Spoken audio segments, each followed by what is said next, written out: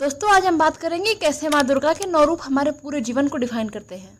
दोस्तों शाक्त संप्रदाय में माँ दुर्गा को ब्रह्म के निराकार रूप का सगुण स्वरूप माना जाता है और यह दुनिया में इकलौता ऐसा संप्रदाय है जहाँ पर ब्रह्मांड की उत्पत्ति के पीछे की जो शक्ति है उसे स्त्री रूप में देखा जाता है। सनातन धर्म में जिस प्रकार विष्णु जी के दशावतार मानव के इवोल्यूशन को दर्शाते हैं, जैसे उनका प्रथम अवतार मत्स्य रूप सबसे पहले पानी में जीवन की उत्पत्ति को दर्शाता है, उसके बाद उनका कूर्म अवतार दर्शाता है कि कैसे समुद्र से थल पर जीवन आया, फिर वराह अवतार कि कैसे जमीन पर जानवर बने, और फिर नरसिंह अवतार कि जानवर से मनुष्य की उत्पत्ति कैसे हुई। और उसके बाद आने वाले अवतार जैसे परशुराम, राम, कृष्ण, बुद्ध, कल्कि, ये अवतार दिखाते हैं कि मानव धीरे धीरे कैसे विकसित हुआ। जहाँ विष्णु जी के सारे अवतार हमें पूरी मानवता के बारे में बताते हैं, वहीं माता दुर्गा के अवतार हमें एक अकेले इंसान के जीवन के सारे पड़ाव के बारे में बताते हैं। तो आइए एक एक करके माँ दुर्गा के हर एक रूप को गहराई से समझते हैं।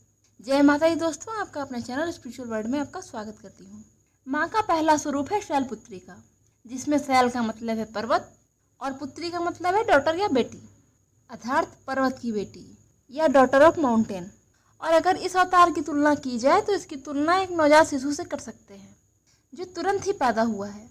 और जब शिशु पैदा होता है तो उसे अपने नाम से नहीं जाना जाता, वह अपने माँ बाप के नाम से जाना जाता है। और यहाँ माँ भी अपने पिता के नाम से जानी जा रही हैं, जिसे शैलपुत्री कहते हैं। और अगर हम स्वरूप की बात करें तो इनके केवल 2 ही हाथ दिखाए गए हैं, जिसमें एक हाथ में त्रिशूल और दूसरे हाथ में कमल का पुष्प है, जिसमें त्रिशूल विध्वंस का प्रतीक है, वहीं कमल सौम्यता का प्रतीक है। माँ के दूसरे अवतार को हम ब्रह्मचारिणी के नाम से जानते हैं। और अगर इस अवतार की तुलना करें तो इस अवतार की तुलना एक विद्यालय जाने वाले बालक से कर सकते हैं, जिसे अब शिक्षा ग्रहण करनी है और कठिन नियमों से ब्रह्मचर्य का पालन करना है। इसीलिए तो इस अवतार को ब्रह्मचारिणी के नाम से जाना गया। और तो और प्राचीन भारत में भी 25 वर्ष तक की आयु को ब्रह्मचर्य आश्रम के नाम से जाना जाता था। और अगर हम इनके स्वरूप की बात करें तो माँ सफ़ेद वस्त्र पहने हुए हैं, जो दिखाता है कि ये उम्र जो हमारी है ये त्याग और तपस्या की है। हमें पूरा ध्यान अध्ययन में लगाना है। माँ दुर्गा का तीसरा अवतार माँ चंद्रघंटा का है। जहाँ पिछले 2 अवतारों में माँ के 2-2 हाथ हैं, वही माँ चंद्रघंटा के 10-10 हाथ हैं।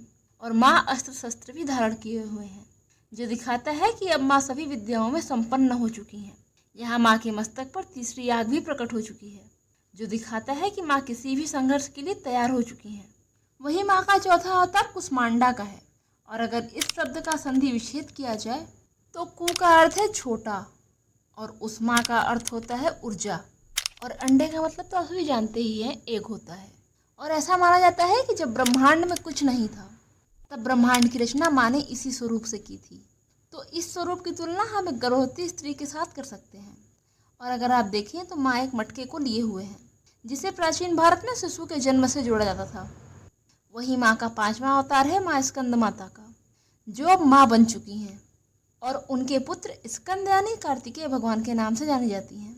यहाँ माँ वात्सल्य से परिपूर्ण है और इसीलिए उनके हाथ में शस्त्र नहीं दिखाया गया है। और माँ का ये रूप मातृत्व का स्वरूप है, इसलिए माँ स्कंद माता को गॉडेस ऑफ मदरहुड भी बोला जाता है।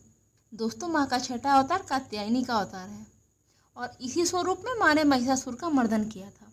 और इस स्वरूप की शक्ति को प्रदर्शित करने के लिए माँ की 18 भुजाएं भी दिखाई जाती हैं।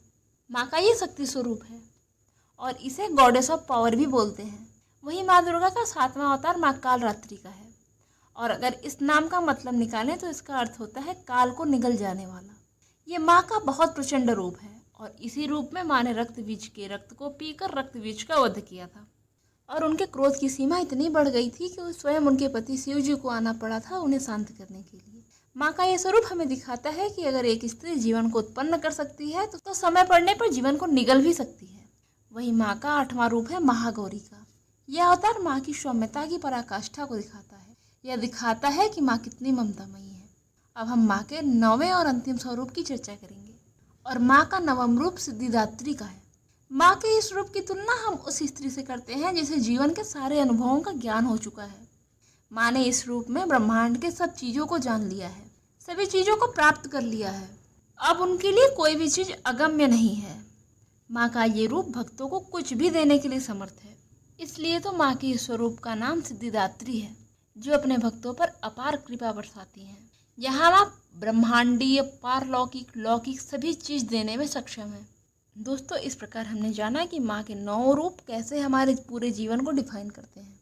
आशा करते हैं आपको जानकारी पसंद आई होगी, और अगर जानकारी पसंद आए तो वीडियो को लाइक और चैनल को सब्सक्राइब करना ना भूलें।